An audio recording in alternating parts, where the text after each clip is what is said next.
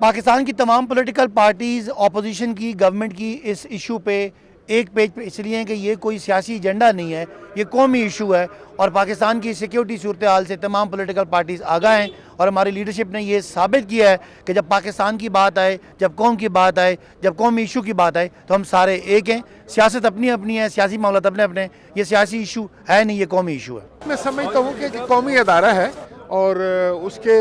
بارے میں میرا خیال ہے کہ ہم سب جو ہیں وہ ایک پیج پہ تھے۔ صرف فرق یہ تھا کہ پیپلز پارٹی کی یہ خواہش تھی کہ ایک قومی ادارہ ایک امپورٹنٹ ہمارے لیے سب پورا قومی ادارے کی جو آرمڈ فورسز کا بل ہے اس کو ایک پورے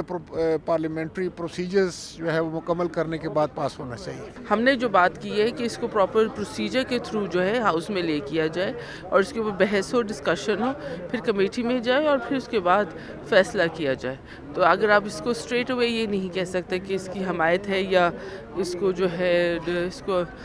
اپوز کیا جا رہا ہے، تو ابھی اس چیز پہ ہم چاہ رہے ہیں کہ بحث ہو جو پراپر پروسیجر ہے کسی بھی بل کو لے کے آنے کے لیے۔ بنیادی طور پر بل کے سبسٹنس پر جانے سے پہلے اس پر گئے بغیر ہم اس ایکسٹینشن کا جو پروسیس ہے، ایکسٹینشن کا جو کلچر ہے، ہم اس کی اگینسٹ ہیں، کیونکہ ایکسٹینشنز نہیں ہونی چاہیے، کسی ادارے میں بھی نہیں ہونی چاہیے۔ لوگوں کو موقع دینا چاہیے، جو پیچھے سے جو لاٹ آ رہا ہے اس کو میرے خیال میں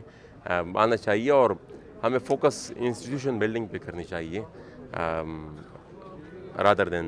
focusing on some personalities۔ ہم فوج کے مسئلے پر قطعاً سیاست نہیں کرنا چاہیں گے،